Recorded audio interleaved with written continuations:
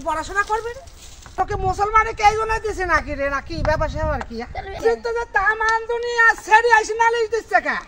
তুই বলে ছেড়ি নাম গাও তুই তো পিলিলি কিনে কে ছেড়ে লেগেছে তুই চেকআপ করার জন্য তোর কারণটা কি তোর কি সমস্যা কি